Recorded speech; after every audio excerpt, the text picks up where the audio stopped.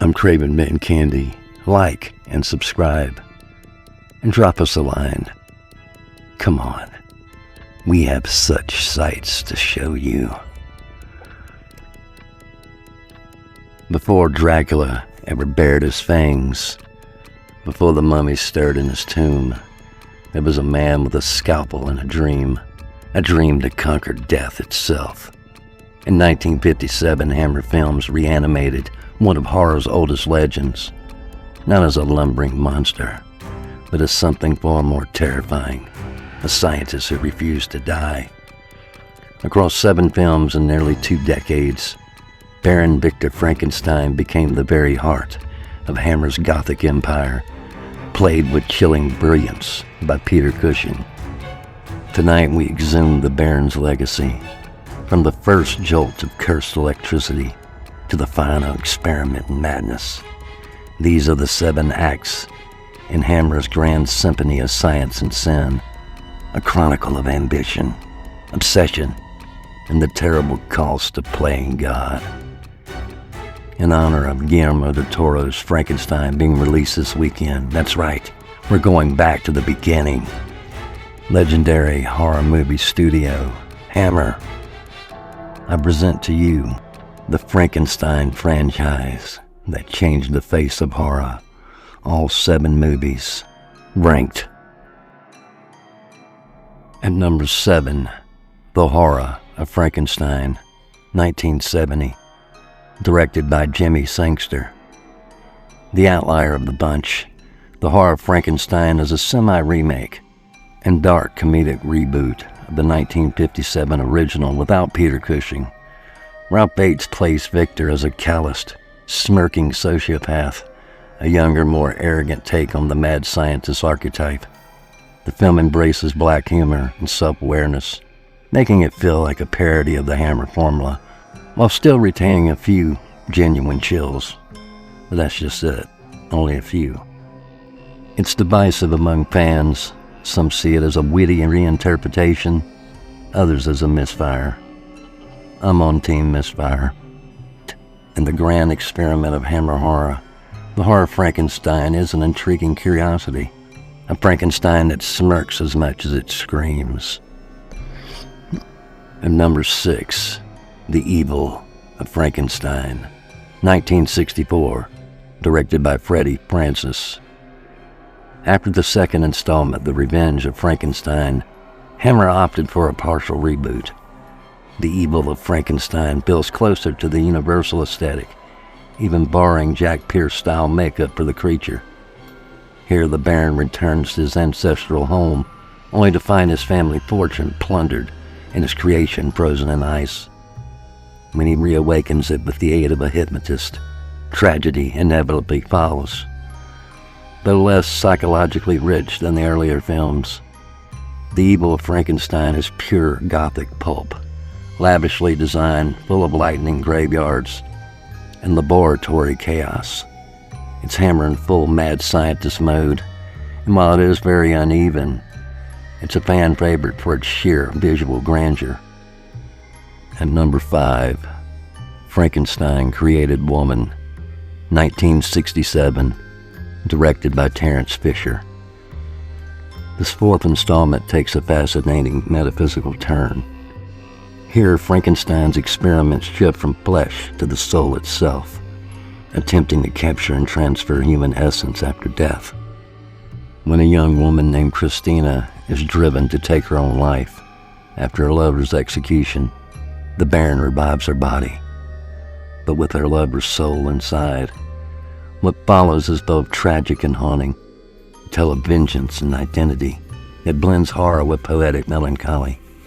This is one of Hammer's most unusual and emotional entries. It's a film about resurrection, revenge, and the corruption of innocence. A cult favorite for those who prefer their horror thoughtful, but rather strange. And here's where the ranking is going to get controversial, because many people think this movie is the worst of the series. I totally disagree. At number 4, Frankenstein and the Monster from Hell, 1974, directed by Terence Fisher. This is the final entry, and a fitting bleak swan song for both Hammer's Gothic era and Terence Fisher's directorial career. Cushing, visibly older and gaunt, plays the Baron with ghostly intensity, a man broken yet unrepentant, conducting forbidden experiments within the walls of an insane asylum. His new creation is a grotesque simian monster, stitched from the remnants of inmates.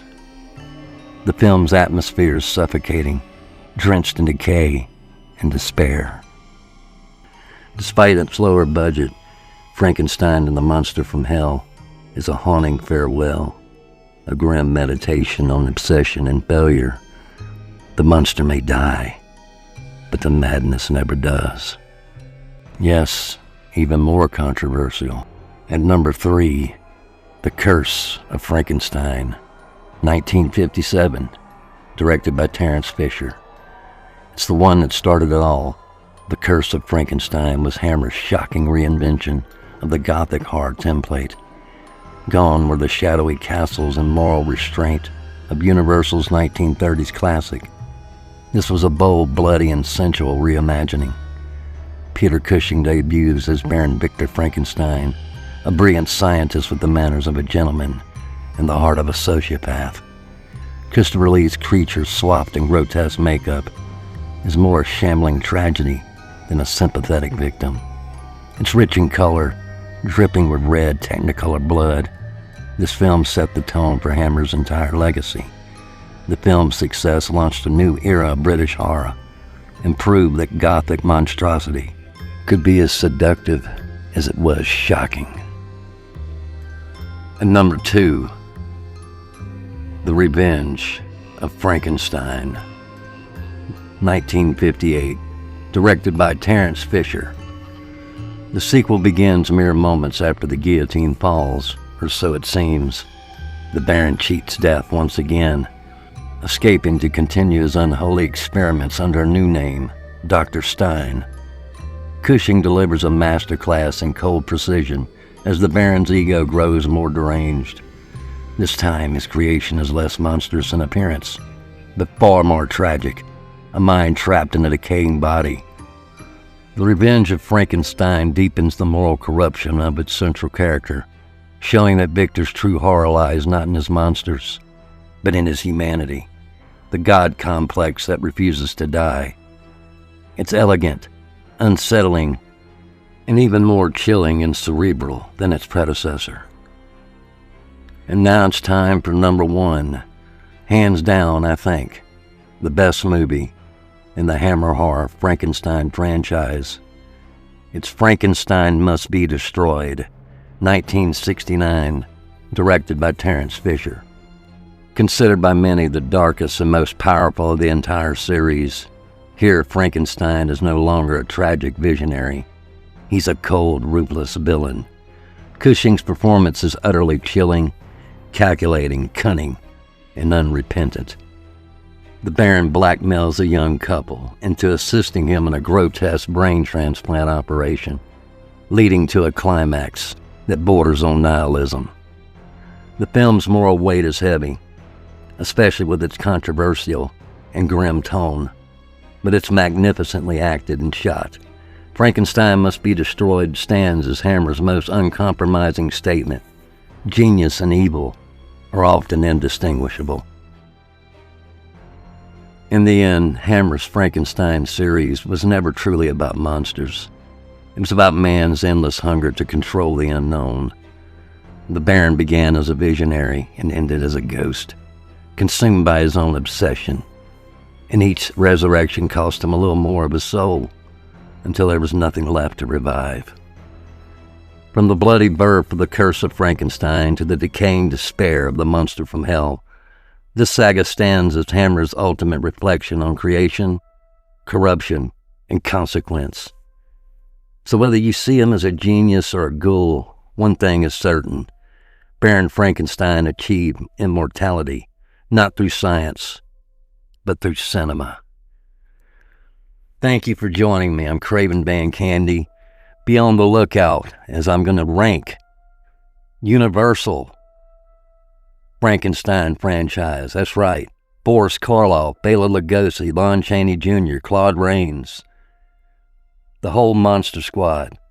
And for wherever you may be, good morning, good afternoon, good evening, good riddance.